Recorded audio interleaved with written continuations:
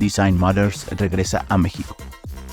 The UX Rebels te invita a la segunda edición de Design Matters México 2024, el próximo 31 de enero y 1 de febrero del 2024. Durante estos 2 días podrás disfrutar de charlas y workshops por parte de expertos de Latinoamérica y el mundo. Disfruta de esta conferencia de manera presencial si te encuentras en Ciudad de México o en cualquier parte del mundo de manera online. Visita designmatters.mx y compra tus boletos para asistir a uno de los eventos más relevantes del año. En la descripción de este video te dejamos una liga para que obtengas un código de descuento del 30%. The UX Rebels te invita. Y recuerden, somos Rebels.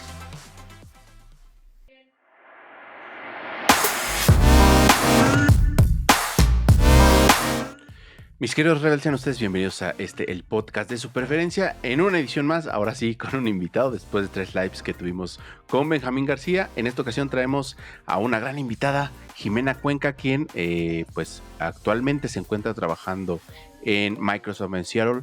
Antes de Microsoft estuvo en Meta o en ese momento Facebook, y antes de ahí estuvo en Scotiabank trabajando desde la Ciudad de México, ¿no? Entonces nos va a hablar sobre esta experiencia que tuvo ella al estar pasándose de trabajar de Ciudad de México a Estados Unidos en Facebook y en Microsoft, los retos que tuvo que afrontar, los cambios culturales que de alguna manera pues siempre hacen la diferencia cuando estás trabajando con equipos de otro país, y sobre todo nos habla de su experiencia ahora que está desarrollando productos digitales enfocados en Visual Studio, enfocados en la inteligencia artificial, y nos da un poco de su perspectiva de lo que los diseñadores deberían estar haciendo para entender estas nuevas perspectivas. La verdad es que es un episodio que nosotros disfrutamos, Benjamín y yo disfrutamos mucho. Espero que ustedes lo disfruten también. Y bueno, pues nada, la verdad es que los dejamos con esta gran entrevista con Jimena Cuenca, y recuerden, somos Rebels.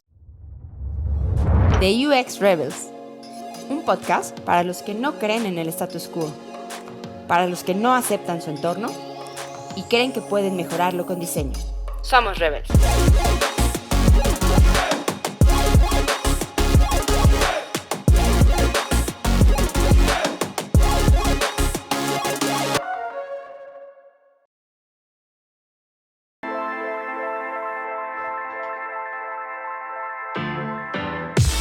Muy buenos días y muy buenas noches. Bienvenidos al podcast que le pone sabor y jocosidad a su vida, a la irreverente dosis de más o menos 1 hora y 30 minutos en video que les trae las historias detrás de la gente que hace UX, enterándonos de los retos, las problemáticas y eso que nunca mencionan los libros, pero que están presentes en la vida real del diseñador. Como el ruido en la rodilla que aparece de forma espontánea cuando uno rebasa los 35 y en otros casos incluso a los 30 años. Acomódense, tomen asiento. Si están trabajando y dejaron el video background, muchas gracias. Cada uno de esos plays cuentan. Si nos están oyendo en Spotify, no importa. Lo único que importa es que este mensaje te convenza de ir a YouTube. Por favor, suscríbanse, sigan, pónganle clic al suscribirse, la campanita, todo para que no se pierdan ninguno de nuestros videos, porque necesitamos sacar dinero de esto. Hashtag alimente a su diseñador. En este micrófono, la voz e imagen de la barba más sexy de la UXpera, el autodidacta de Premiere, el manda videos de esta dupla, la voz más grave de esta emisión, y si el compresor lo permite, pues así será, Ulises Arvizu. Pero ahora permítame presentarles a la referencia que usaron para crear al teniente Harina, al chico biribombo, el que le gusta bailar un pinche cumbión bien loco, el mejor facilitador, y que no es lo mismo a facilito, quede muy claro, que no se confundan, amigas, eso sí, y la mente maestra, el que me ayuda a aterrizar las ideas y los OKRs, el estoico, el mismísimo, el bienaventurado Benjamín García. ¿Cómo estás, Benjamín? Pues también facilote, ¿eh? Ulises, muchas gracias. Gran entrada. Tengo muchas anotaciones de tu entrada, déjame decirte. Tengo demasiadas anotaciones. Pero bueno, ahorita las comento. Pero muchas gracias, Ulises. La verdad es que la gente no lo sabe. Pero cuando están viendo este episodio ya tuvimos 2 lives. Porque sí, habíamos tenido complicaciones para grabar puntualmente, ¿no? De UX Rebels. Y pues bien contento porque ya se me quemaban las patas, así como se me quemaban las patas para ir a bailar, se me quemaban las patas ya para poder grabar este episodio. Efectivamente, efectivamente. No, qué bueno que ya tenemos invitado. No es que no nos guste echar chacoteo en los lives, ahí nosotros y el chismecito, pero la verdad es que estamos muy contentos porque, pues también esta invitada ya estaba desde hace unos tantas semanas ya comprometida y debo decir, puntual a la cita. Ahora sí que Puntualísima. me sorprendió. Sí. Puntualísima. Entramos y es de, ya estoy aquí, ya estoy de, caray, ya llegó. Entonces, pues la verdad es que agradecemos totalmente ese detalle. Y pues nada, Benja, pues no sé si quieras dar las notas de mi entrada o son No, notas que vas a nada más usar decir, en la edición. nada más decir que como cada año, ahorita está el hype de todo lo que aparece en Spotify. Entonces yo nuevamente estoy bien pinche esperanzado, ¿no? A que nuevamente seamos el número uno en todas las listas de reproducción. Hubo una persona, debe de estar en nuestra historia de ayer le agradecí Sí, ayer. porque nos mandó una historia. Sí, te acuerdas, ¿no? No me acuerdo cómo se llama el usuario. Ahorita buscamos al usuario. Ahí sí tienes a la mano Ahorita lo busco. El Instagram. Le agradecemos ahorita en vivo, pero hubo una persona que sí nos dijo que éramos uno de sus podcasts más escuchados, lo cual es gracias. Con una persona que cambiamos. Una persona que sabe, una persona que realmente tiene gustos de alto nivel, la verdad. Confiemos en que el buen gusto se pasa así como la buena vibra, entonces que infecte a las personas que están alrededor de ella para que podamos tener más gente con ese podcast, ¿no? Entonces, pues bueno, ahorita venga, damos pues el vamos a nombre, empezar. pues, vamos a entrar en el mambo, ¿sí? Venga, búscale ahí y damos el nombre, pero ahorita en los anuncios parroquiales, pero vamos a entrarle, como dices, vamos a entrarle al mambo. Jimena Cuenca, ¿cómo estás? Qué bueno tenerte aquí. Hace ya un ratote que no nos veíamos porque tiene varios meses que no nos vemos, pero la verdad es que muy contento de poderte por fin invitar aquí al espacio de Jeux Rebel. ¿Cómo estás? Ya por fin se me hizo estar aquí. Venga, qué bonito. No, al contrario. Tengo que preguntar, ¿no te habían invitado? O sea, ¿tu host no te había invitado nada más para saber, para ver? Había quedado como el cuando quieras tú dime y en un momento dado, digamos que los astros se alinearon y fue como de, oye, ¿vienes? Oye, tengo esto que decir. Venga, lo hacemos. Eso. Exacto. Se alinearon los objetivos de diseño. Perfecto. Oye, pues me gustaría empezar. empezar con la primera pregunta. Jimena, cuéntanos, ¿qué te hace rebel? ¿Qué te hace rebel en tu trabajo, en tu día a día? Cuéntanos, ¿qué te hace rebelde a ti? Bueno, pues es una gran pregunta en mi vida. Yo creo que el término de rebelde es alguien que no va con las convenciones o que siempre está cuestionando, haciendo las preguntas correctas o haciendo preguntas por qué sucede esto. Y tengo memorias de que era muy morrita cuando iba a la escuela de monjas que preguntaba, ¿pero por qué tenemos que estudiar sobre Dios? ¿No? Y eso me llevó a una serie de dificultades en mi escuela.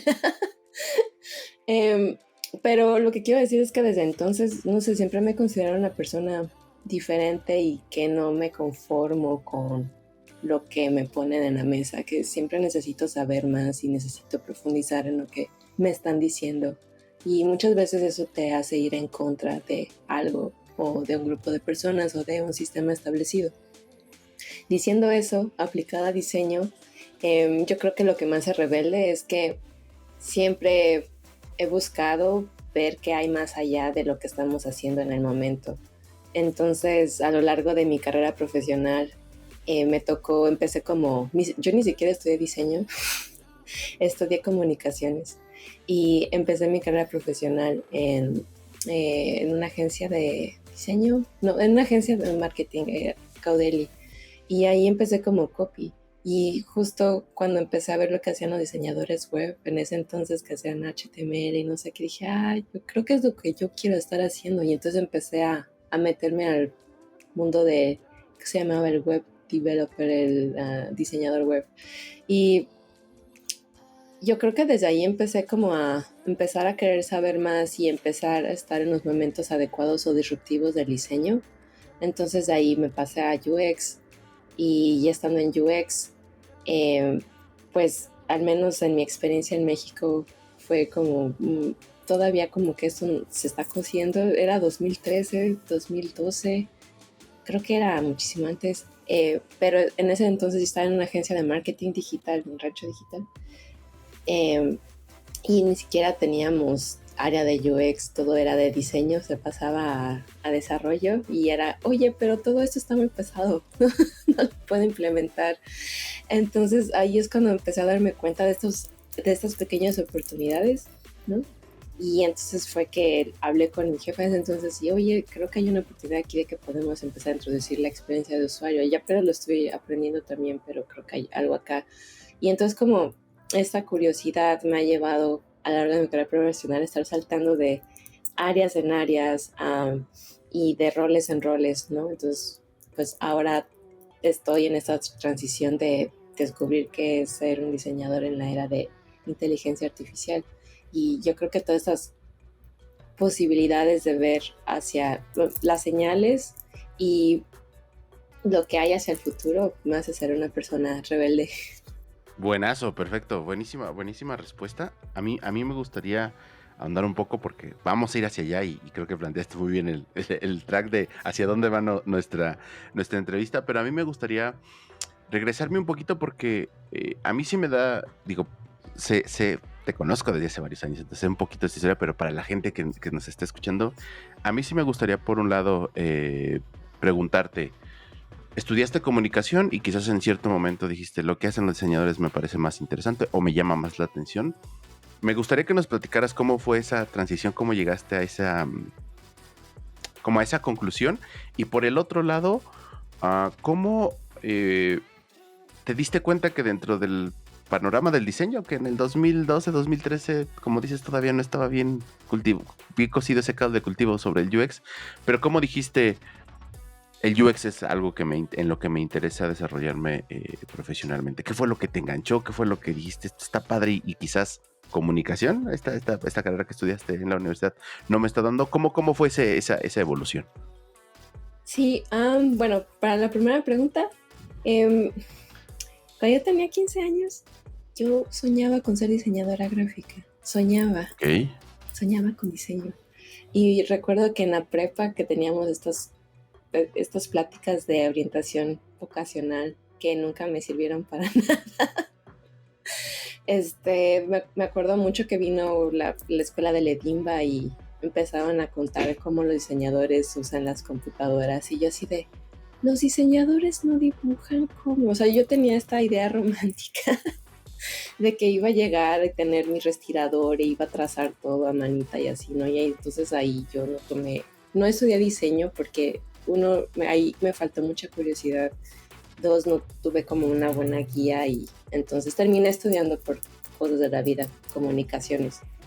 Entonces ya trabajando me di cuenta que en realidad todo eso que hacían diseñadores web era algo que me llamaba la atención porque era algo que ya empezaba a entender y empezaba a ver cómo la tecnología y el diseño se relacionan, ¿no? Interactúan.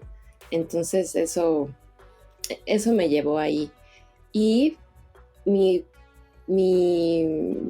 background de comunicaciones, cuando ya estaba en Rancho Digital, de alguna forma me hace tener un pensamiento crítico porque te moldea, ¿no? Empiezas a estudiar como teorías de la comunicación y a pensar en los discursos y a pensar en realmente qué es lo que hay. Y creo que ese pensamiento que tengo desde la carrera, pues cuando llegué a un escenario en el que vi que algunas cosas tenían áreas de oportunidad porque no estaban funcionando en los procesos, o sea, como que creo que esa parte de la carrera, complementando con ya lo que estaba viendo que estaba ocurriendo en la escena de UX, como que me hicieron ahí sinapsis de, aquí podemos traer algo y hay oportunidad de moldear las cosas para el mejor funcionamiento de este proceso, ¿no? Al final, creo que mi cerebro funciona mucho con los procesos. Uli, lo sabes. Entonces, yo creo que ahí fue que me llevó. Buenazo. Genial. Oye, a mí me nace una pregunta muy puntual que yo comparto mucho esta visión que tienes en el sentido de ser muy curioso, ¿no? y estar aprendiendo de varias cosas y de pronto unificarlo.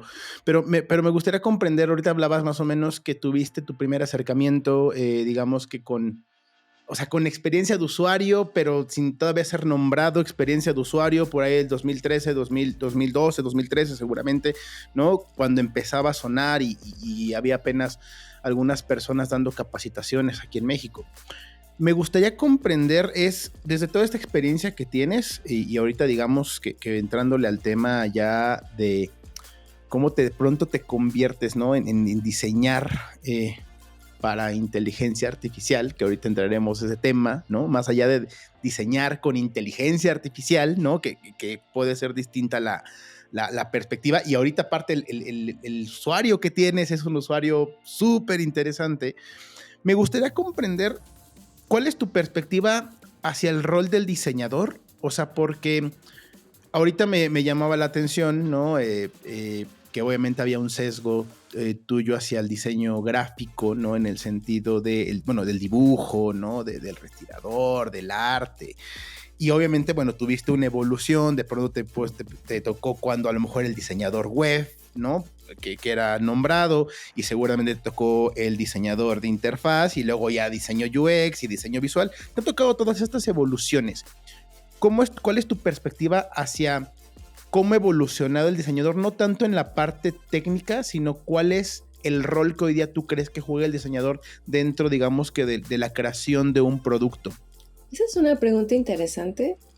Justo ayer estaba viendo un documental que es sobre la evolución del diseño gráfico y los medios de producción. Y el diseñador gráfico en ese entonces pues era más como maquilador, ¿no? Tenemos que ejecutar esto y hacer esto y tenemos estas máquinas, etc. Y yo creo que es interesante esa perspectiva del diseño y entender la relación con los medios de producción, justamente porque los medios de producción determinan la fase de tecnología en la que estamos. Entonces en ese entonces era algo muy, muy técnico, muy físico, ¿no? Y ha ido evolucionando conforme ha evolucionado la tecnología. Cuando empezaron todas estas impresiones digitales, ¿no? Cómo empezaron también a simplificarse los procesos. Los diseñadores gráficos de antes usaban todas estas plantillas y estas calcas y tenían como múltiples capas ahí para moverle a los layouts.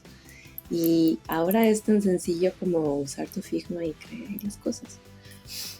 Entonces yo creo que una parte fundamental de nosotros como diseñadores y de la evolución de nuestra carrera como diseño no es vernos como, al menos no desde mi perspectiva, no vernos como personas que estamos enfocadas a presentar una solución visual, sino cómo resolvemos un problema para empezar.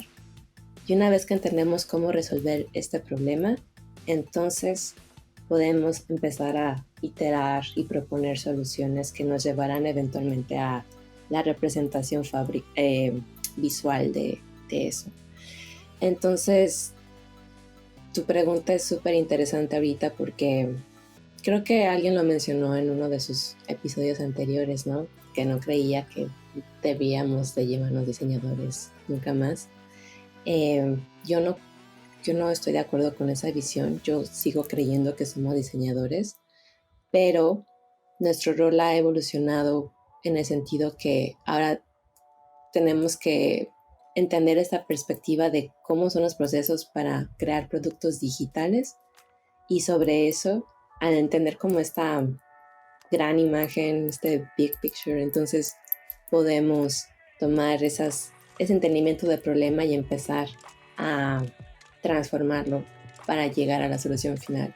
Y creo que es muy interesante ver esta relación de la evolución de la tecnología con nuestro rol y cómo va a seguir evolucionando ahorita con AI, ¿no? Ok, oye, y partiendo de ese punto que justo hablas como de cómo esta, vamos a llamarlo así, esta brecha tecnológica, que obviamente impacta en procesos e impacta en el mismo proceso del diseñador y a su vez quizás transfiere estos...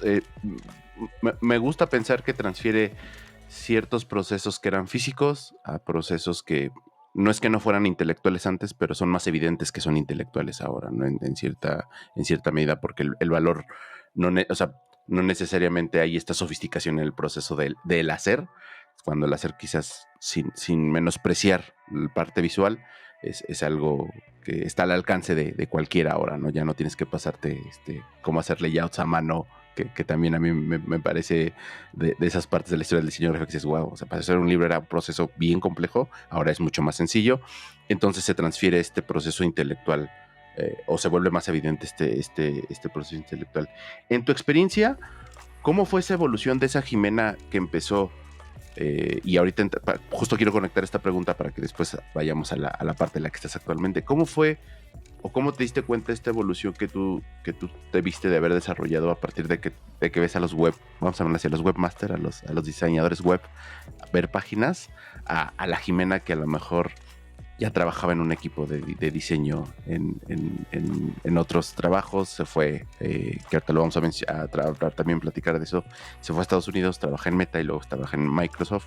¿Cómo sientes tú en retrospectiva que ha sido tu evolución justo de pensar de esta idea romántica de el diseñador físico a este diseñador que tiene que ver más con el proceso de cómo se diseñan productos digitales? Ahí ¿cómo crees que fue tu evolución? ¿O qué cosas te diste cuenta en ese proceso? Yo creo que ha cambiado mucho o se ha relacionado mucho de acuerdo a el área en el que estoy trabajando. Entonces, cuando empecé mi carrera era marketing, ¿no? Y marketing siempre estás al pendiente de los caprichos de los clientes, ¿no? Cuando estuve en marketing digital, pues me daba cuenta, ¿no? De la diferencia de hablarle a alguien offline y de lo que es hablarle a alguien online, ¿no? Entonces empecé a hacer esas relaciones.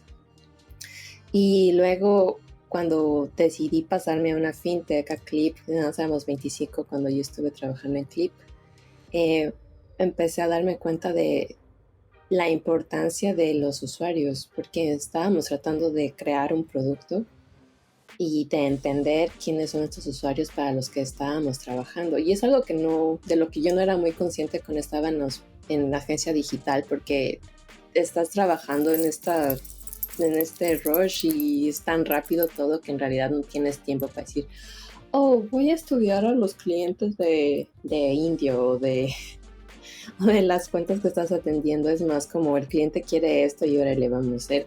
En ese sentido creo que es un poco más de maquila. Pero ya cuando estás dedicado a un producto empieza a quemar la perspectiva, ¿no? Porque entonces ahí tienes que empezar a entender cuáles son los objetivos del negocio, pero también cuáles son las necesidades del usuario. Y muchas veces en ese inter nos perdemos un poco en nada más atender lo que es el negocio sin considerar a los usuarios, y muchas veces pasa al revés, ¿no? Los usuarios y luego no consideras las metas del negocio, y entonces ahí es cuando empiezas a hacer la simbiosis de experiencia de usuario, es considerar ambos, ¿no? Pero siempre la perspectiva del user-centric, siempre he sido partidaria de esto. Y yo creo que esta experiencia en FinTech, en Clip, me moldeó cuando salté a Scotiabank. En Scotiabank, ahí mi experiencia fue muchísimo más diversa, porque fue la primera vez que estuve trabajando con 5 equipos diferentes en diferentes países, y teníamos la guía de Canadá, ¿no? Donde está toda la central de Scotiabank, pero al mismo tiempo también teníamos otros usuarios, ¿no? La diversidad de los usuarios latinoamericanos es muy diferente de los sajones.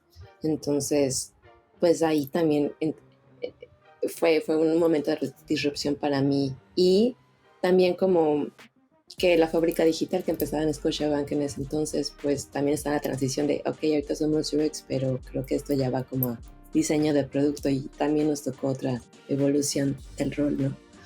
Entonces, yo creo que estos momentos de transición de roles también van siguiendo como cómo va evolucionando los productos digitales.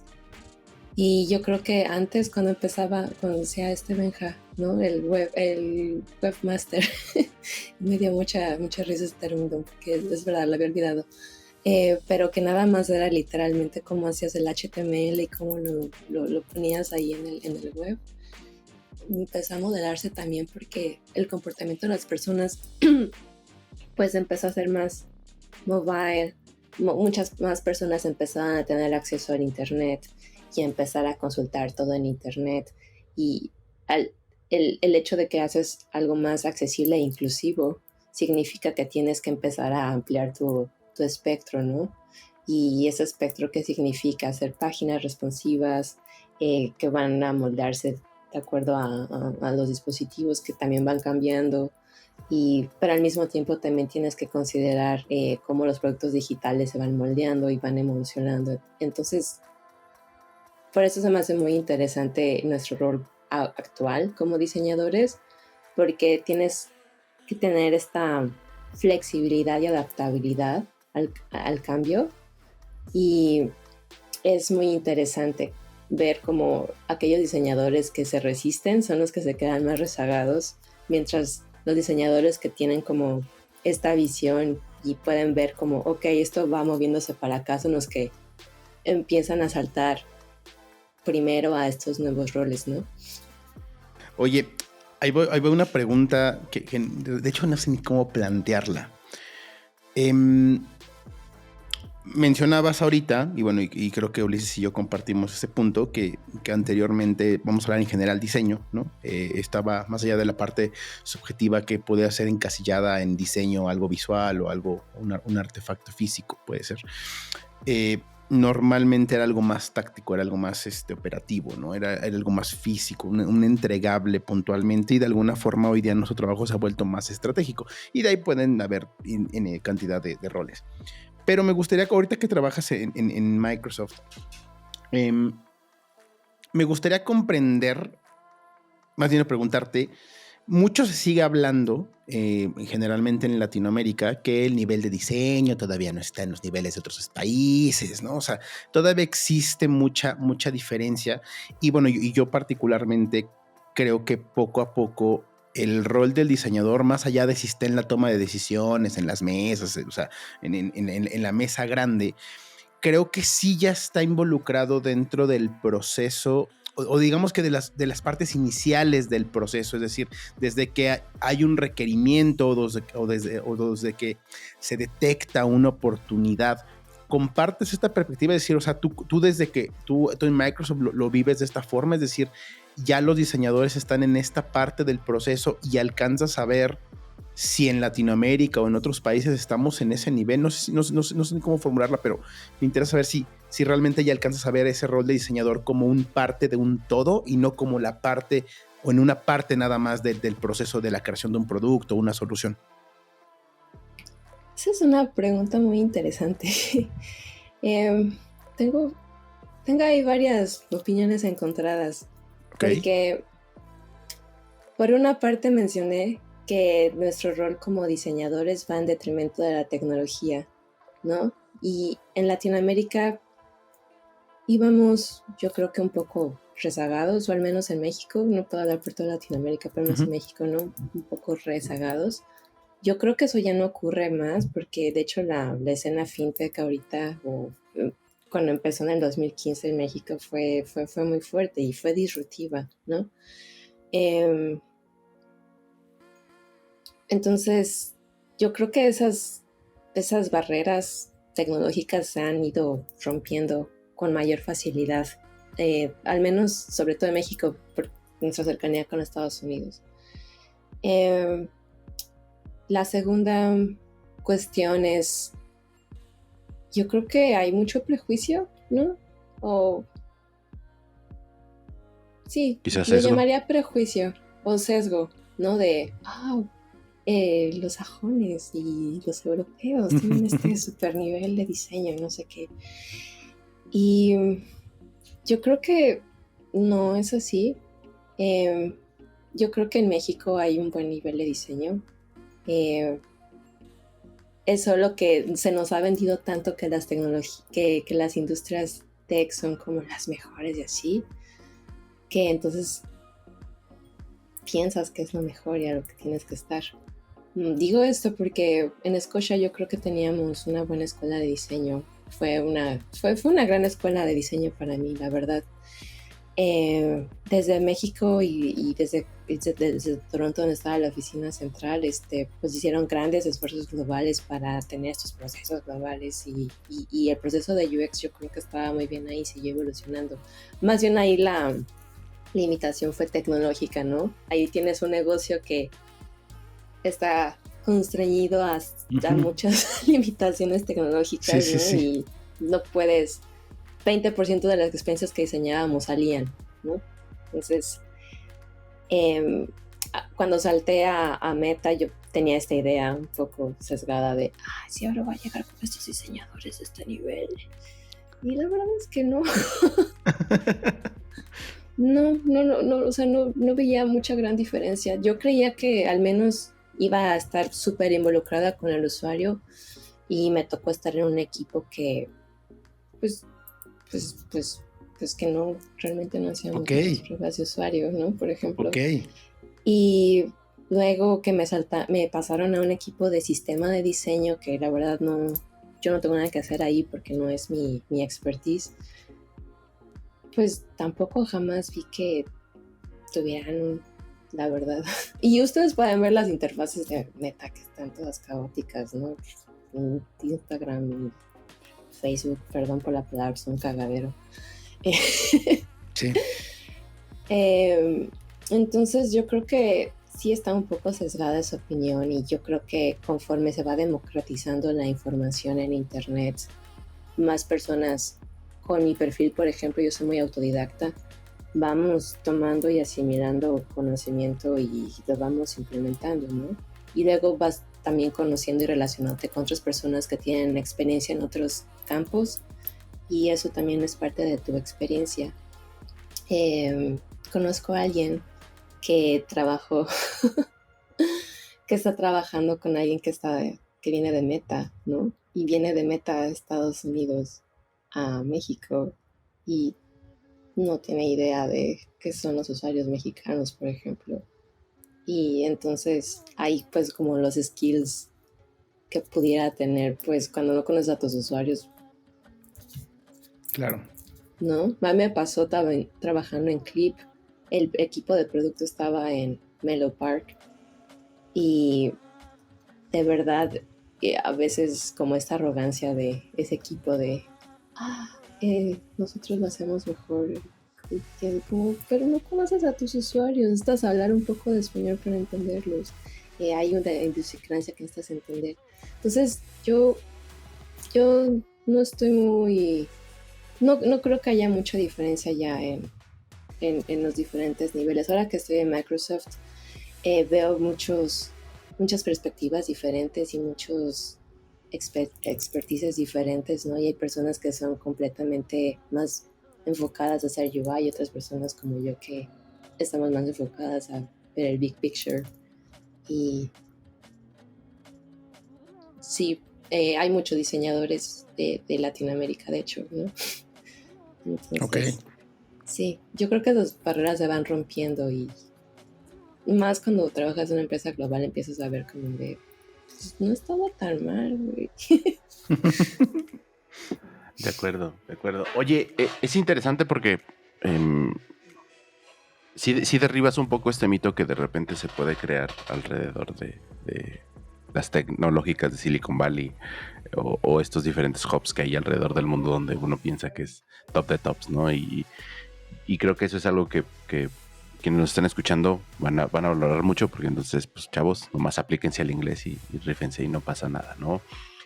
Ahí justo me gustaría saber, con esta experiencia que ya nos dijiste, Clip, una fintech, Scotiabank, un banco, luego Meta, una red social y ahora Microsoft, y estás en un producto Visual Studio, estás en un producto. ¿Cuáles fueron las cosas que cuando llegaste a Microsoft dijiste que siempre pasa? Como primera chamba que llegas a un lugar, no es como de, caray, si no lo había hecho antes o estas cosas las tengo que aprender porque no lo había, vamos, de una fintech, a lo mejor hacer un software especializado para desarrolladores, hay una brecha. Primero quiero hacer esta primera pregunta y ahora que la respondes te hago una segunda, pero la primera es, ¿cuáles fueron las cosas que notaste que tenías que cubrir en ese gap? ¿Qué fueron las cosas que dijiste, híjole, me falta esto? Y no porque haya una falta de formación, sino más bien porque son retos a los cuales no estabas expuesta con anterioridad. ¿Cuáles fueron estas cosas que dijiste, caray, esto es nuevo, esto hay que aprenderlo? Es una gran pregunta, Oli. Bueno, es que yo me enfrenté a diferentes retos cuando me mudé a Seattle, ¿no? Yo hablaba inglés, pero no era perfecto, entonces... y sigue siendo no perfecto, en absoluto. Hablo como Sofía Vergara en Modern Family. Así de... You know how I'm smart in Spanish. Sí, exacto, ese es mi sentimiento todo el tiempo. Así soy más divertida y más lista, deberías saberlo en español. Pero ese fue un gran reto y cuando salté a Meta, pues es importante decir cuando pues no es una empresa para ti culturalmente, pero también cuando el reto pues te queda un poco grande, ¿no?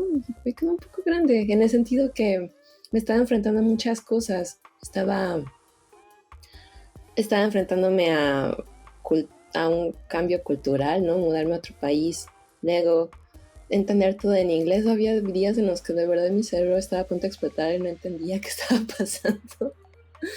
Y luego, aunado al lenguaje, ¿no? Y el idioma, pues el otro lenguaje técnico, que es otro lenguaje. Y entonces los ingenieros, cuando fue mi primer contacto ya muy real con ingenieros, fue, pues, no entiendo qué me estás hablando. Sí. Entonces, cuando me enfrenté a eso en Meta, pues está bien decir, ok, me quedó un poco grande el reto porque aparte me mudé en pandemia, entonces hubieron una serie de factores que no contribuyeron a mi éxito ahí, ¿no? Pero tomé esa experiencia semi-amarga para decir que puedo hacer mejor, ¿no? Ahora que conseguí trabajo en Microsoft. Y un factor importante fue que tomé esos errores, ¿no? Esas áreas de oportunidad que yo tenía y decir, ok, lo puedo hacer mejor acá. Y ya para entonces, para Microsoft, ya estaba un poco más fogueada con el inglés y con estos tecnicismos de los ingenieros y los desarrolladores, ¿no? Y ya cuando llegué a Microsoft, pues ya tenía una mejor idea de cómo es trabajar en una empresa sajona, que sí es un poco diferente de cómo trabajamos en una empresa en México, ¿no?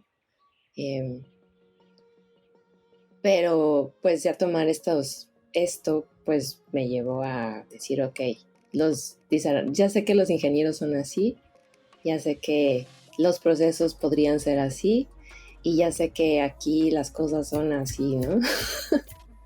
Entonces eso me proveyó de herramientas para quitarme este síndrome del impostor que estaba arrastrando, y hay que decirlo, ¿no? Yo creo que esto es algo con lo que muchas personas se podrán relacionar cuando tenemos retos muy grandes, ¿no? Te empiezas a sentir que no sabes, que no puedes, que todos saben más que tú, que esto es mejor que tú, ¿no? Y es más como, ok, esas son mis herramientas, yo sé que yo hago esto mejor y esto es en lo que yo quiero hacer énfasis. Y esto es lo que yo puedo aportar a este trabajo. Y entonces cuando llegué a Microsoft, pues llegué a la división de desarrolladores. Y pues ahí el último que tiene las palabras es el desarrollador siempre, ¿no? Okay. Entonces, parte de por qué me trajeron a Microsoft, yo entré primero a Notebooks. Y entonces una de las preguntas cruciales de mi entrevista fue, ¿qué puedes traer tú para empezar a cerrar estos gaps entre diseño y los ingenieros? Y yo así de, bueno, soy buena onda, entonces eso me va a ayudar mis skills sociales. pero también sé de procesos y eso es algo que siempre ayuda a simplificar los procesos de trabajo y de entendimiento en un desarrollo de producto. Y justamente es lo que llegué a hacer mejor, ¿no? Usar mi mejor herramienta, que es eso, y eso contribuyó a que me fuera bien en notebooks. Y luego ahora que me cambiaron de equipo a Visual Studio, ¿no? Es como los usuarios de notebooks son desarrolladores no tradicionales, son científicos de datos. Y ahora que trabajo en Visual Studio, que son más tradicionales, digo, ahora tengo que entender a este tipo de usuarios con los que trabajo y que también son usuarios. Entonces es algo muy interesante. Oye, a mí me nace ahorita una duda muy particular. Dale. Voy a intentar buscar que le des una respuesta a todos esos diseñadores que están empezando, que llevan cierto tiempito, Justo. ¿no? Aquí. Justo. No sé si a lo mejor trae Ulises la misma duda, pero... Puede ser, en una de esas puede ser, ¿eh? A ver, ahorita al final, no sé cuál haya sido, digamos, cómo ha sido tu brinco al final de cuentas de Scotia de pronto a Meta, ¿no? Pero de pronto pareciera, y creo que pasa mucho, ¿no? Puta Meta, Microsoft, ¿no? Pero hubo algo particularmente que me gustó, o sea, no sé si fue la palabra puntualmente, pero mencionaste el tema de la cultura, que no convivías incluso con la cultura, ¿no? Más allá de los retos, obviamente que son importantes, el reto del inglés, de etc., pero y ahorita cuando entraste a Microsoft te hicieron una pregunta muy puntualmente que cómo ibas a entrar a este equipo, que tú podías aportar un equipo de desarrolladores. Me gustaría entender o preguntarte si crees que faltó algo cuando decides irte a Meta, o sea, una pregunta muy particular para que decidieras realmente irte para allá, es decir, o sea, si sabías muy bien dónde ibas a estar parada cuando te entraste a Meta, ¿no? Sabías realmente a lo que ibas a desarrollar, porque lo que me gustaría es que le dejes como tus consejos a todos estos diseñadores, ¿no? Que de pronto pueden ser llamados por la fancy company, ¿no? Y que justamente, y después, pues ya entrando ahí, pues les falta esa herramienta, esa capacidad de haber preguntado antes, oye, ¿qué voy a ir a hacer? Y solamente pues se van por el nombre, se van por... ¿Qué tiene que ver un diseñador? ¿O qué te hubiera gustado saber tú en ese momento para tomar una mejor decisión a la hora de mudarte o cambiar a una compañía como Meta, ¿no? Y no quiero decir que sea mala, pero no coincidiste, no caíste sobre el blandito. ¿Qué crees que te hubiera faltado ahí? ¿O qué te faltó que evaluar? Es una gran pregunta, Benja. Es que aquí somos psicólogos. Ya nos lo han dicho antes, aquí somos psicólogos. Pues mira, cuando salté a Meta, Facebook, en ese entonces Facebook, vino a México a hacer su primera feria de reclutamiento de producto de diseño. De hecho, Uli y yo fuimos juntos. Yo no quedé, pero yo corrí el proceso junto con Jimena. Sí. ¿En tu primera vez? ¡Wow! Mi amiga, sí, fue la primera vez justo. O sea, fue de hecho, digo, déjame dejar esta nota. Para mí fue como, ¡wow! ¡Qué chido! O sea, porque obviamente para mí fue como, no me quedé, ni modo, ¿no? Pero para mí fue como, oye, qué chido que mi amiga Jimena sí se va y qué buena onda, porque la vez que estábamos trabajando en Scotia y fue como, para mí era como, no, pues Jimena es súper brillante, ¿no? Entonces no me, vamos, lo esperaba que se quedara, ¿no? De hecho, más bien era como de, a ver si me quieren llevar a mí también, ¿no? Pero la verdad es que sí fue un proceso ahí que estuvimos corriendo, vamos, y la experiencia es interesante. Pero dale, Jimena, no quiero quitarte el spotlight. No. Le echas mucha crema a mis tacos. Pero qué bonito escuchar eso. Yo creo que me embelezaron con su discurso de somos una empresa inclusiva y nos preocupamos por el usuario y así, ¿no? Y yo dije, wow, pues sé que son malignos, pero no, tengo motivaciones personales que me hacen querer dar el brinco. Tengo motivaciones profesionales que me hacen querer dar ese brinco. Y 3, yo en ese entonces estaba buscando, desde Scotia teníamos un proyecto con nuestro manager anterior Gerardo Blanco, si nos estás escuchando, muchos saludos. Saludos a Jerry. Saludos a Jerry. Pero teníamos un proyecto como curioso sobre que no estaba relacionado con Scotia, y yo desde entonces estaba muy curiosa de, a ver, ¿qué pasa en AI y qué hace un diseñador en AI, ¿no? Entonces yo desde ese entonces tenía esa curiosidad, y cuando Meta estaba haciendo esta feria dije, si me voy a Meta, de alguna forma sé que voy a hacer algo ahí, ¿no? Y ahora salté y estaba platicando de esto con Uli. Lo que no te dicen en el Meta es primero te reclutan, primero hacen sus preguntas, la primera fase es pues a ver si pasas, ¿no? En ese entonces no tenían claro ni siquiera para qué rol. Y ya una vez que pasé la primera fase de entrevista, la segunda fase fue de, ok, tus conocimientos, y aún así yo no sabía a lo que iba, no me habían dicho para qué equipo, para qué, sé que nada más que estaba aplicando para Product Design. Y ya una vez que pasé el segundo filtro fue de, ok, tenemos estas vacantes, ¿no? Y entonces ahí yo creo que lo que jugó en contra mía fue que uno no apliqué específicamente a un equipo, sino más bien fue, ok, ya tenemos a esta persona, vamos a buscarle un lugar en un equipo, lo cual luego ahora lo cuestiono, ¿no? Porque digo, ok, querían cubrir su cuota de inclusividad, que tenían una cuota de inclusividad, ¿no? Queremos diseñadores latinos. Entonces, si yo hubiera considerado en ese momento, ¿no? Cuestionado cuál es el proceso que están haciendo y por qué les interesa llevarme, a lo mejor lo hubiera detenido un poco, pero pues en ese momento era como el rush de, sí, Meta, vámonos, claro, ¿no? Y vámonos a mudarnos a otro lado, salsa.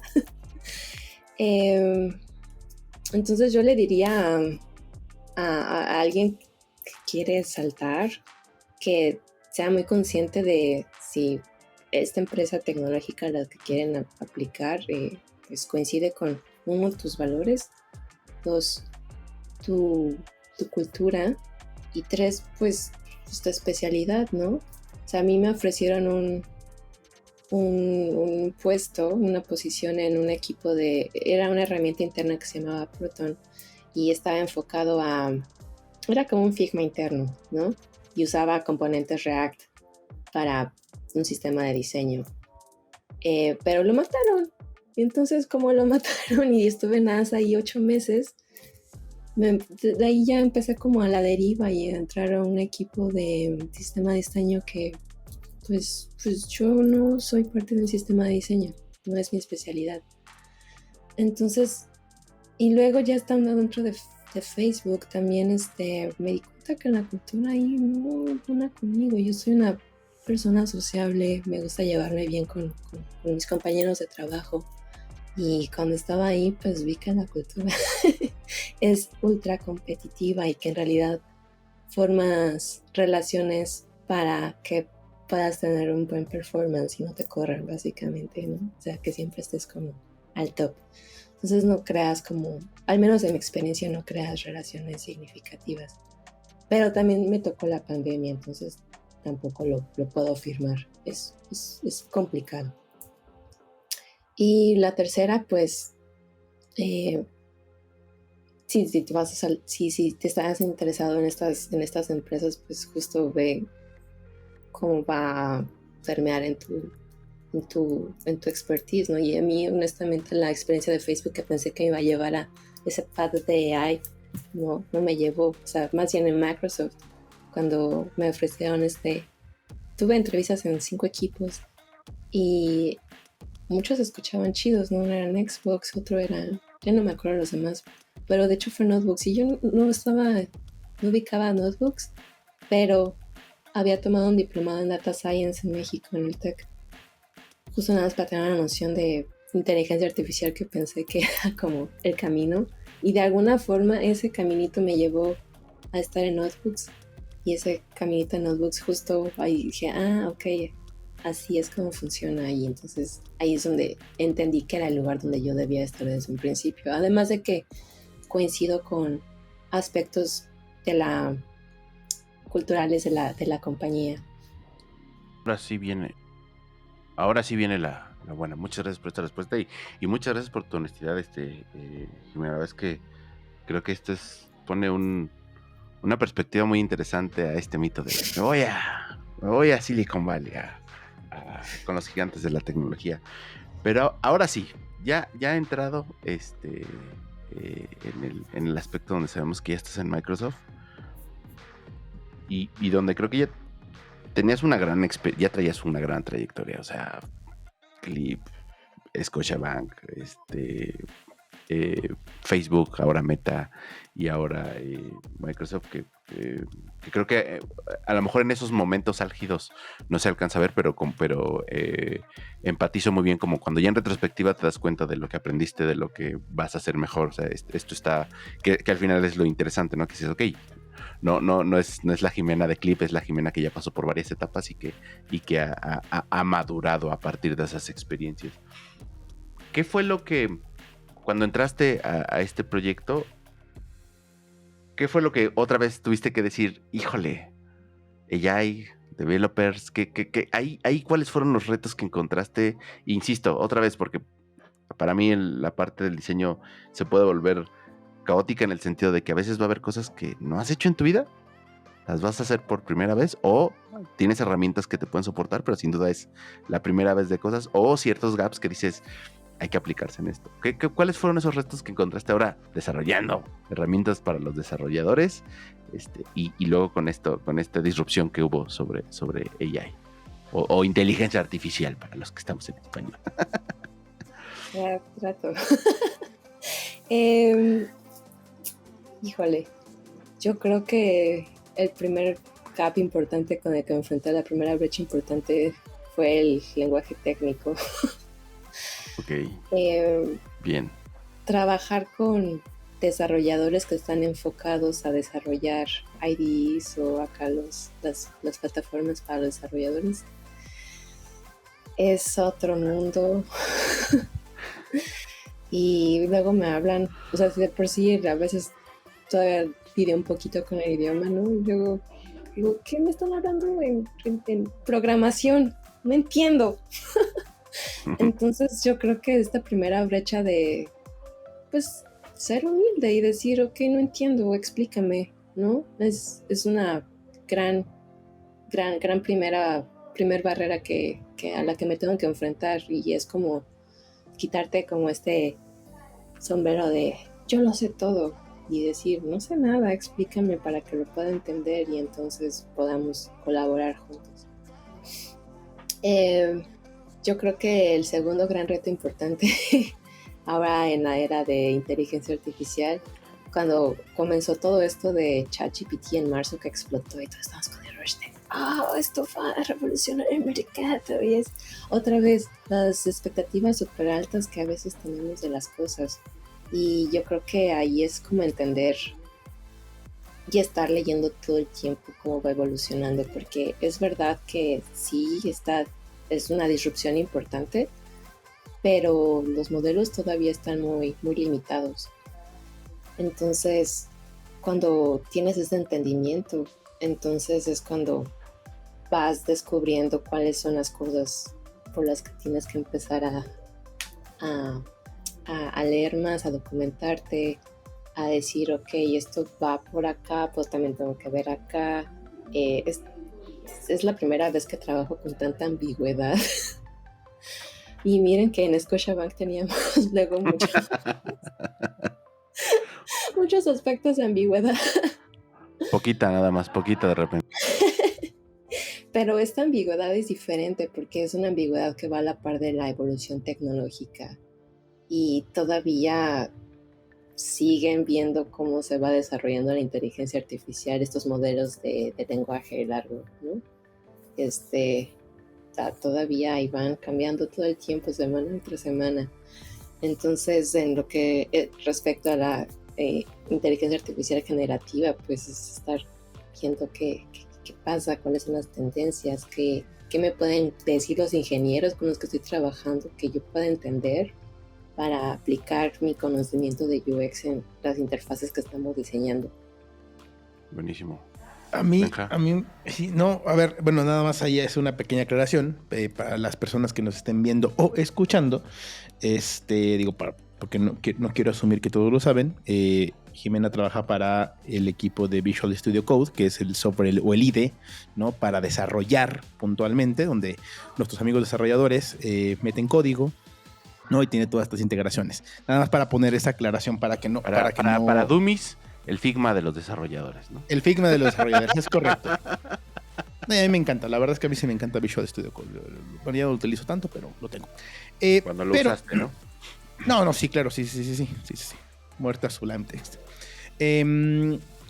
A ver, puntualmente quiero comprender y a lo mejor es más curiosidad generalizada. ¿Cómo es diseñar experiencia para ese tipo de software? Porque, a mí me ha tocado, y lo platicábamos incluso con Luigi, con Alexandra Mengoni cuando venía para acá, y yo particularmente que trabajo en sistemas que no van para el usuario final, ¿no? Clientes, o sea, que son usuarios muy particulares. En este caso, tus usuarios son desarrolladores, puntualmente, y todo tu ambiente está lleno de desarrolladores, porque quiero pensar que tus stakeholders son desarrolladores, quiero pensar que tus usuarios son desarrolladores, hasta está rodeada de puro desarrollo. ¿Cómo es el proceso? O sea, no digo, no de pie a pa, pero ¿qué retos encuentras? O sea, ¿qué diferencias has encontrado, por ejemplo, ahorita que pues ya con toda la experiencia que veniste de marketing y diseño y de pronto Scotia y de pronto Clip, ¿no? O sea, ¿qué retos has encontrado ya puntualmente en tu día a día lo que es diseñar para este tipo de herramientas, ¿no? Que también van, ahorita con lo de AI, pues seguramente tienen que evolucionar en un tiempo, quisiera pensar, muy rápido. ¿Cuáles son esos retos? Cuéntanos. Son muchos. Yo creo que lo más importante es entender, o ha sido para mí entender, primero qué tipo de desarrolladores es mi audiencia, ¿no? Porque la audiencia para la que yo tenía notebooks, pues es muy diferente de la audiencia que usa Visual Studio o Visual Studio Code. Para los que no saben qué es notebooks es pues digamos una especie de canvas en blanco donde los programadores, los científicos de datos pueden correr experimentos, pueden correr modelos. Entonces les ayuda como a, digamos, a tener notas, ¿no? Y representaciones visuales de sus experimentos. Y estaba de alguna forma consciente de cómo son, porque estudié este diplomado de Data Science, entonces tenía como una noción muy básica, pero la realidad es que ya cuando estás diseñando ahí dices, no entiendo, ¿qué hacen todos esos botones? Y entonces vuelvo a lo mismo. La mejor herramienta para entender a mi audiencia es correr entrevistas de usuarios y entender cuáles son las brechas que tienen cuando usan esto. ¿Qué son sus expectativas? ¿Cuál es su flujo de trabajo? Entonces, cuando estaba trabajando en Notebooks pasó algo muy interesante. El equipo de producto, no todos son ingenieros, pero algunos sí tienen mucho conocimiento técnico. Y ellos empezaron a correr como este end-to-end journey para entender cuáles eran las brechas que podríamos resolver para notebooks, ¿no? Y cómo los científicos de datos transmiten y presentan sus proyectos con stakeholders que no son técnicos. Entonces fue un trabajo muy interesante porque justo este entendimiento del usuario y cómo trabajan, cuáles son sus expectativas, es lo que me hizo reducir como esta brecha. Y ahora que estoy trabajando con una audiencia diferente que son los desarrolladores en Visual Studio, pues estoy volviendo a hacer lo mismo porque me enfrenté con un reto importante al principio. Fue de, oye, pues necesitamos desarrollar este feature, hazlo ya, ¿no? Y yo, Y esta celeridad con la que a veces se piden las cosas y yo apenas estaba pues haciendo el onboarding a un producto nuevo, ¿no? Entonces es como, ok, ¿qué cosas, las cosas básicas que tengo que saber para poder entregar algo? Y sigo en onboarding, apenas entré a Visual Studio en septiembre y pues sigo entendiendo cómo funciona la herramienta. Entonces la forma en la que estoy tratando de resolver este reto, enfrentar este reto, es viendo tutoriales y usar la herramienta. Creo que la mejor forma de entender para quién trabajas o para quién diseñas, perdón, es justamente entender cuál es la herramienta, cómo funciona, cuáles son los casos de uso de esa herramienta y hablar con otros desarrolladores, ¿no? Entonces, por ejemplo, en una junta me pasó, dije una sarta de estupideces. Y entonces un desarrollador por aparte me dijo, oye, veo que como que hay unos conceptos que se te dificultan, ¿quieres que caminemos juntos y te explique? Y dijo, sí, ¿no? Y vuelvo a lo mismo, es como esta mira, decir, pues sí, la verdad no sé, explícame. Y entonces me vas a ayudar justamente a proponer algo mejor, ¿no? Y entonces estoy como en este camino de aprendizaje del onboarding a un producto nuevo y entender a esta audiencia diferente, ¿no? Ahora estoy entendiendo que hay diferentes tipos de desarrolladores que usan Visual Studio, los que ya van de salida, que son los tradicionales que usan .NET, que es un lenguaje de programación y creo que desarrollan para Windows. Cara. Sí, no. Y entender que este grupo va de salida y va a entrar otro grupo nuevo, ¿no? Que ya está tomando como ya va a ser próximamente el grosso de Visual Studio. Van a ser todos estos desarrolladores que usan, que saben Python, que usan Java, que tienen otro framework y que pues son más colaborativos, ¿no? Entonces ya no quito el dedo de renglón, que la mejor arma que tenemos los diseñadores siempre es ser customer focused first y luego puedes entender los problemas y de ahí partir. Oye, Jimena, y ahí justo me surge esta duda porque hoy por hoy Visual Studio tiene este feature que se llama Copilot que te permite tener sugerencias y creo que así como me gustaría saber, porque hasta ahora que lo dices como que me surge esta duda, de este lado tenemos bien claro los miedos que en la industria del diseño tenemos, miedos y optimismos y todos estos sentimientos revueltos alrededor de qué va a pasar con el diseño cuando la AI llegue al nivel que en teoría debería de llegar. ¿Cómo has sentido tú que los propios desarrolladores, ya sean los que están contigo construyendo estas herramientas y los que a lo mejor han llegado a usarla, cuál es la percepción alrededor de vamos a llamarlas, esta clase de add-ons que le pones al Visual Studio para poder hacer tu chamba más rápido, más eficiente, mejor? Ahí a cada quien decidirá el atributo que más le guste. ¿Cómo es la perspectiva de ellos? Igual que nosotros, los diseñadores se apaniquean y no saben qué hacer y algunos se son de, sí, claro, es mejor, o cómo funciona esa parte. Es una gran pregunta que seguimos descifrando.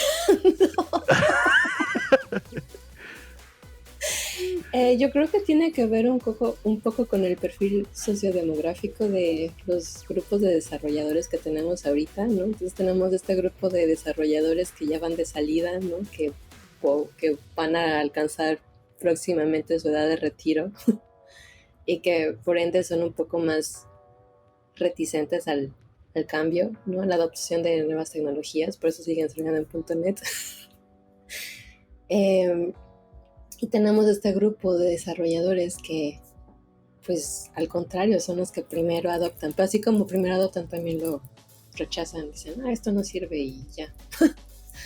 Entonces, estamos en un momento en el que estamos entendiendo cómo, de hecho, lo van a tomar. Todavía no salimos de Copilot, todavía no está disponible al público en general, solo está como disponible para internamente. Y pues seguimos aprendiendo, ¿no? Porque hay cosas que aún se tienen que refinar en la experiencia y en el modelo de de Copilot, yo creo que hay todavía una gran incógnita en las interacciones sobre las preguntas con lenguaje natural, ¿no? Y cuáles son estos patrones de diseño que nosotros podemos implementar para habilitar este entendimiento y estas iteraciones con el lenguaje natural. Por ejemplo, no sé si han visto, pero Nielsen Norman Group ha definido dos patrones que son el acordeón. Y el acordeón es cuando, ok, tengo mi prompt y entonces quiero expandir más sobre esta respuesta. Y si quieres expandir más sobre esta respuesta, entonces habrá otra posibilidad de tener hilos, ¿no? Y opciones que puedes escoger para ver cuál es la mejor respuesta. Y eso te lleva a este siguiente patrón, que es el apple picking. Cuando los usuarios quieren referenciar o usar múltiples respuestas de una respuesta que lo originó, ¿no?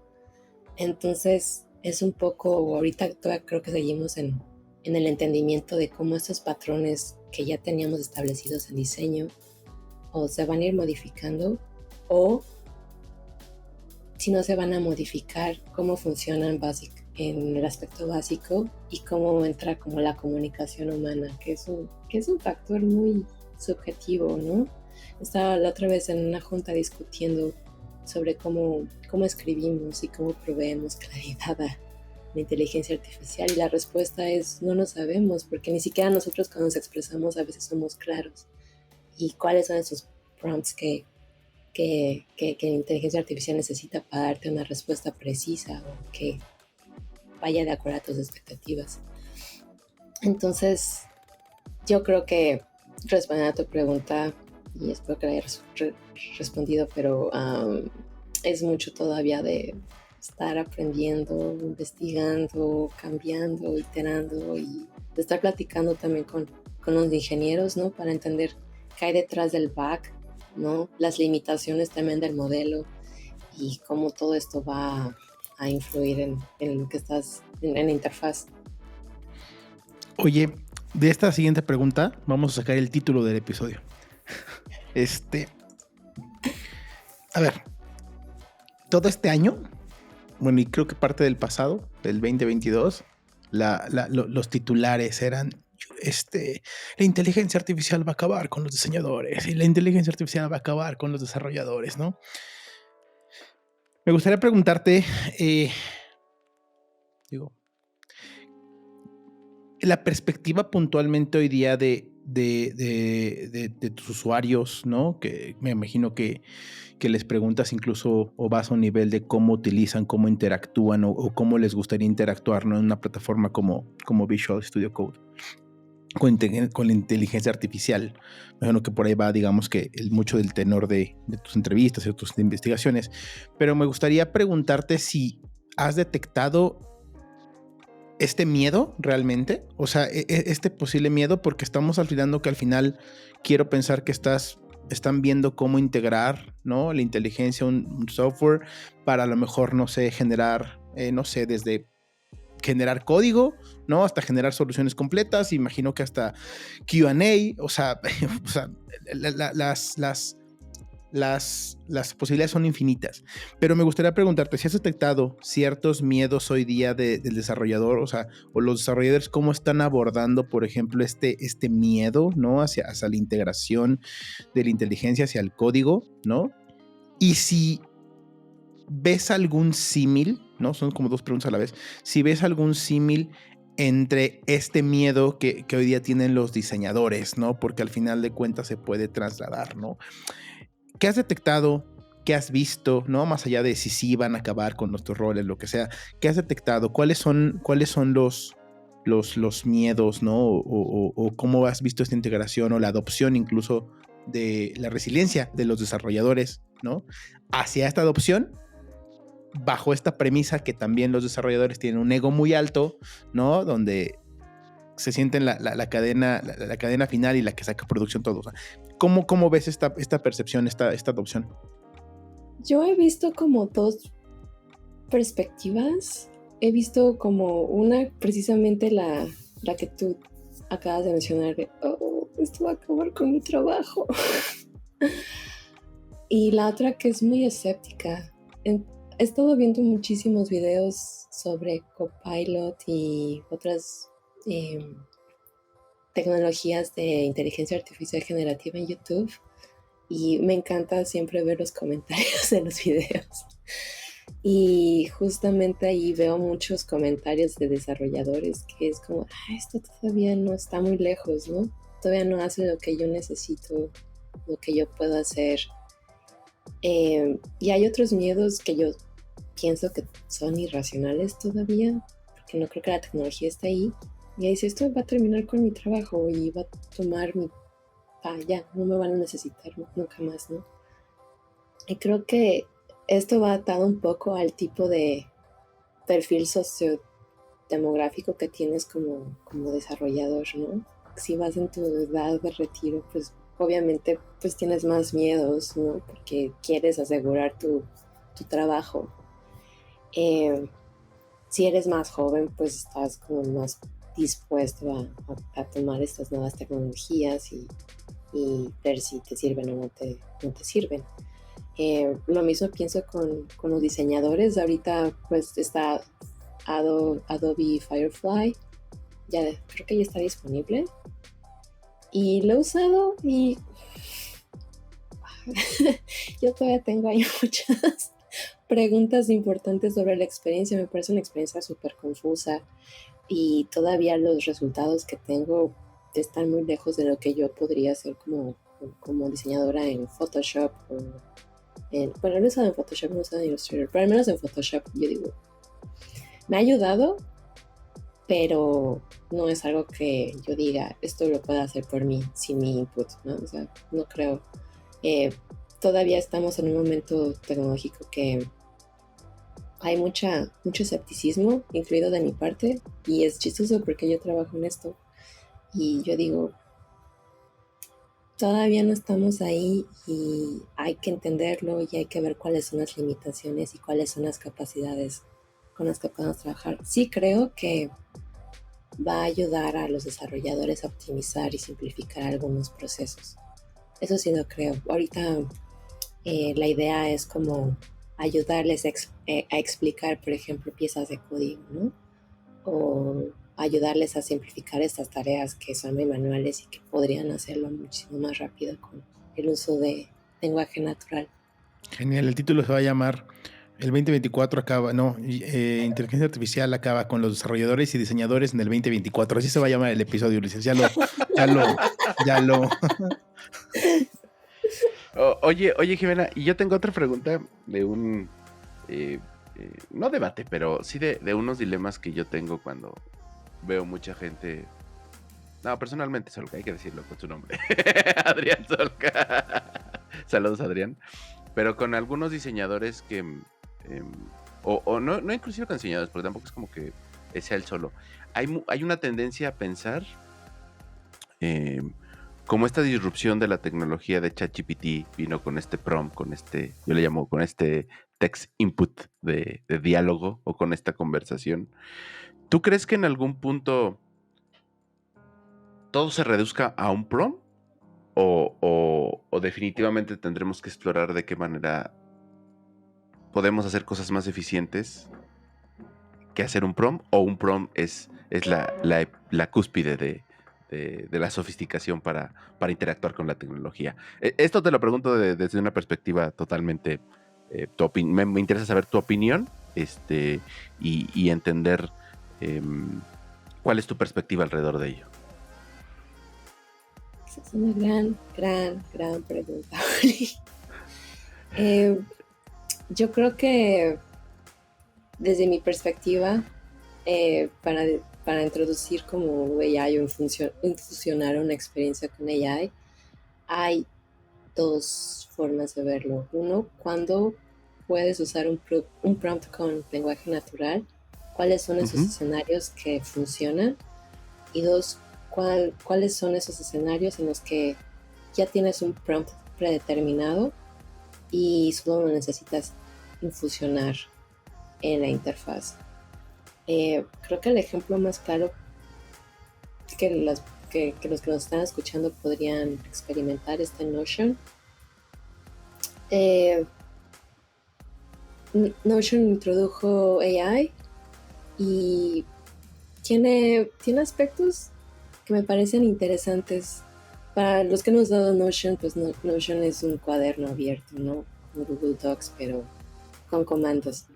Entonces, me parece interesante cómo lo han ido infusionando en la experiencia, porque uno tienes prompts de lenguaje natural y estos te permiten como escribir algo, ¿no? Y que puedes ir refinando, pero van atados a una motivación, a la motivación de decir, ok, necesito escribir esto, moldealo, ¿no? Y luego tienes estos pequeños prompts que son enfocados a acciones súper precisas, ¿no? Traduce, simplifica, corrige, ¿no? Entonces, yo no creo que todo se vaya a simplificar al lenguaje natural, porque justo lo decía hace un par de minutos, como el lenguaje natural es muy complejo, entonces necesitamos ser muy claros para que la tecnología nos pueda ayudar a tener estos resultados, ¿no? Sí creo que con el avance y la evolución de los modelos, en algún punto va a llegar a entender nuestra forma ambigua de expresarnos. Pero por ahora yo creo que estas dos perspectivas de cómo saber cuándo usar lenguaje natural y cuándo usar estos quick prompts, ¿no? Muy especificadas, acciones concretas, es ahorita como lo podríamos abordar. Sí, de hecho bueno, yo amo mucho Notion justamente por eso, ¿no? Tiene como esta cuestión, pero tiene muchas cosas todavía que mejorar, ¿no? O sea, creo que funciona muy bien y creo que todo lo hemos utilizado, ¿no? Como este generador de ideas y lo mismo ChatGPT, como este generador de ideas, como sintetizar, pero bueno, siempre hay un margen de ponerle el input humano. Bien, vamos a pasar a una de las últimas preguntas. Cuéntanos de esos 3 diseñadores, personas, diseñadores, personas, humanos, ¿no? Que digas, me han hecho convertirme en la Jimena que está hoy, ¿no? Que digo, pueden ser desde Ulises, ¿no? Puede ser, o sea, esas personas que realmente te han impulsado, ¿no? Sí, no, yo siempre menciono, a mí si me pidieran esa pregunta, menciono Ulises luego. Cafecito con Ulises. No. Buen cafecito, exacto. No, esas personas que realmente hoy día te han impulsado a estar donde estás hoy pueden ser, a final de cuentas, insisto, ¿no? Desde personas públicas, ¿no? Lo que nos interesa saber es realmente, pues, quiénes te han motivado, ¿no? A estar hoy día en lo que estás haciendo. Pensé mucho en esa pregunta.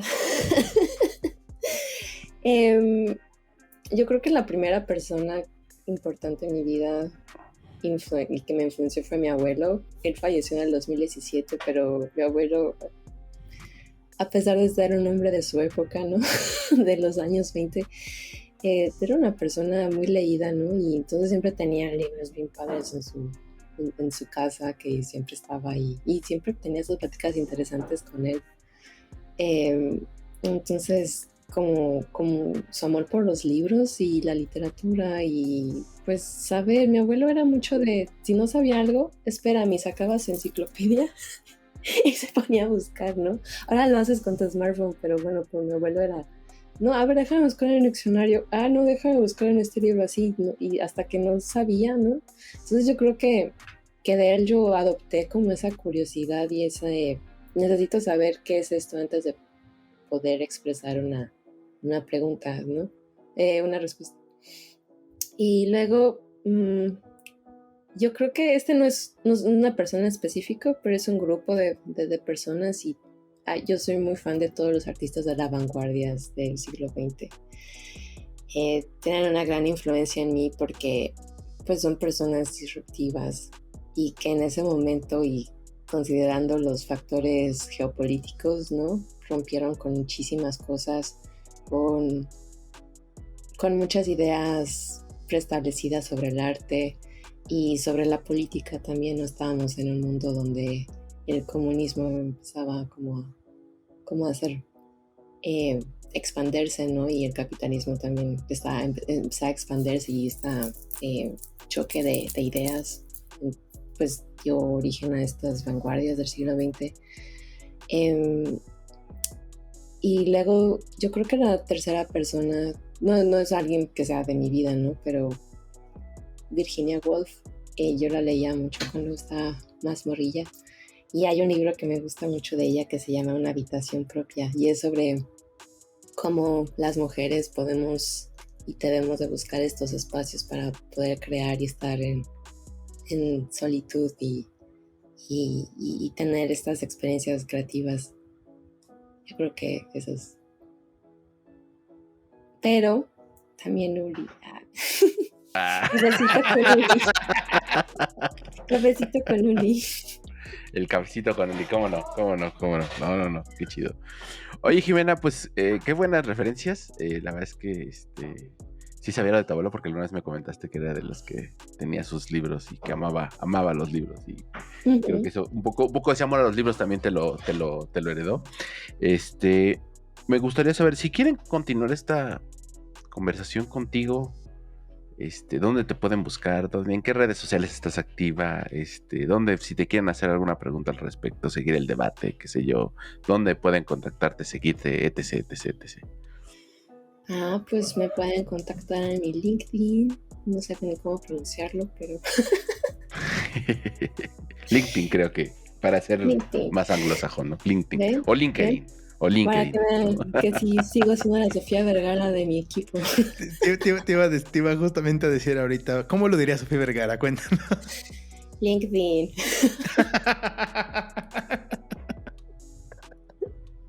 Ok. No sé cómo lo diría. Pero en LinkedIn soy Jimena Cuenca. Creo que sí, soy Jimena Cuenca. Y luego en Instagram también. Esperemos que seas Jimena Cuenca. Sí, soy ¿Quién Jimena soy? Cuenca, ¿Quién soy? la No me única y original. Y en mi Instagram, tengo un Instagram de ilustración, entonces soy dibujadorita. Oye, nada más para retomar esa parte. Entonces, está padre esa parte, porque empezaste, bueno, en cierto modo, no estudiaste diseño gráfico porque creíste que no era parte de dibujo, pero en algún momento, o sea, ¿lo retomaste o en algún momento dijiste, o sea, cómo llegaste a esa parte de la parte de ilustración? O sea, ¿fue como algo más de hobby o cómo funcionó? Sí. El dibujo siempre ha sido un aspecto fundamental de mi vida. Siempre he estado dibujando, o sea, en juntas dibujo. Ok. Entonces, sé que al menos en México, ser ilustrador te da... hay batallas con el mes a mes, ¿no? Entonces nunca me quise dedicar profesionalmente a ilustración y tener un trabajo de eso, pero sí procuro tener pues mi segunda vertiente artística y después de trabajo. Entonces ahí tengo mis ilustraciones, ¿no? Estuve en la AMDI, fui parte de la AMDI. Órale, qué bien.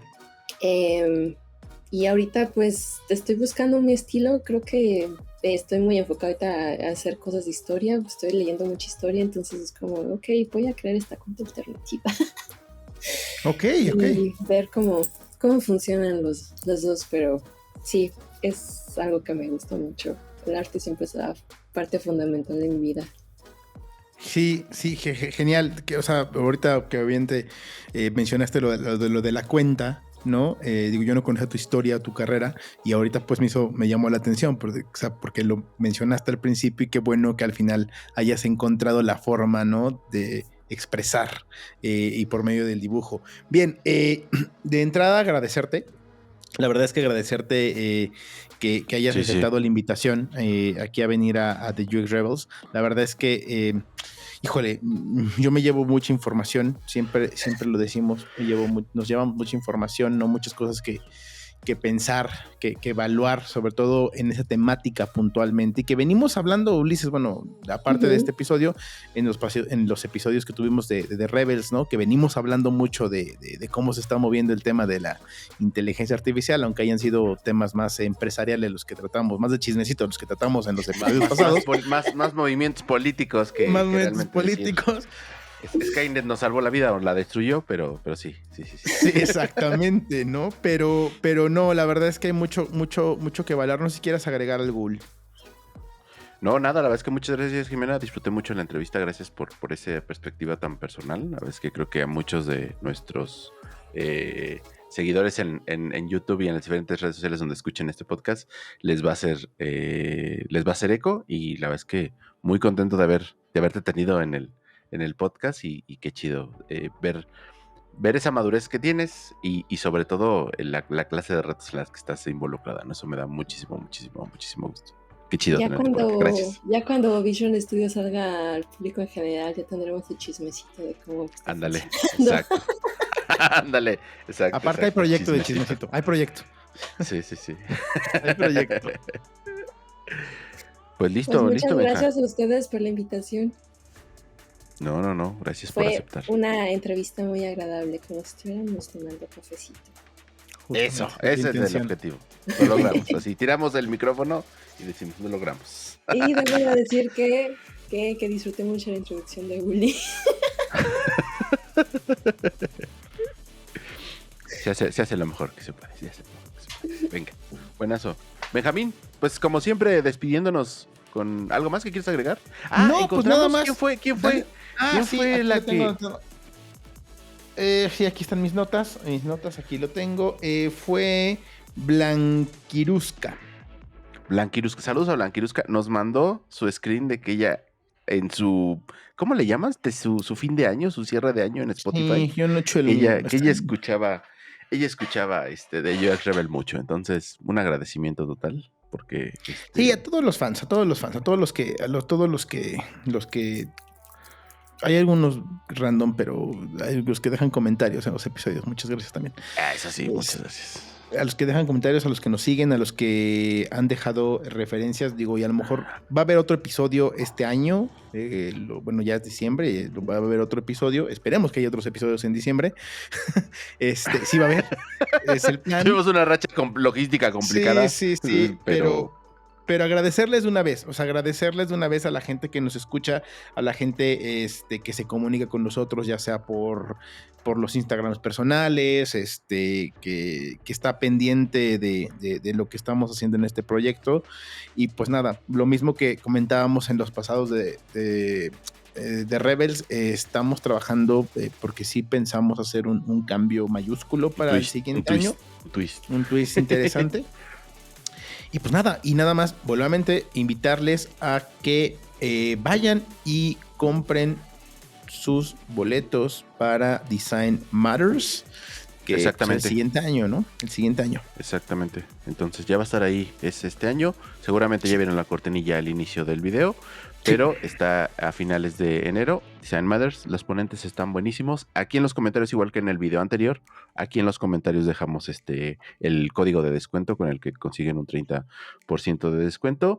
Y por ahí quizás hay que hablar con los organizadores, pero por ahí muy probablemente estaremos sorteando un par de entradas, ¿no, Benja? Entonces que estén al tanto. Vamos a estar teniendo gran presencia en ese evento porque la verdad es que estamos muy contentos de ser parte.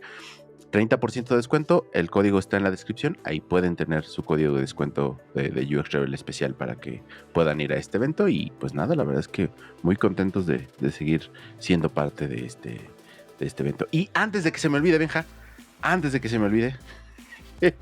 7 de diciembre, si todo sale bien y este video lo están viendo el 6 de diciembre, el 7 de diciembre tenemos un evento que se llama de UX, de Software UI UX de Compara Software.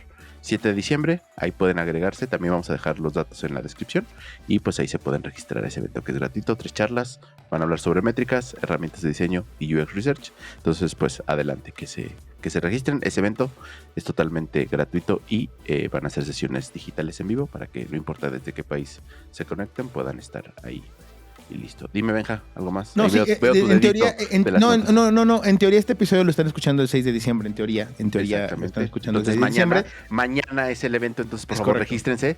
regístrense por favor, regístrense, sin más ni más, porque se va a poner bastante cool el eventazo, entonces. Y Pues el nada, también lo vamos a dejar aquí tentativo, en los comentarios.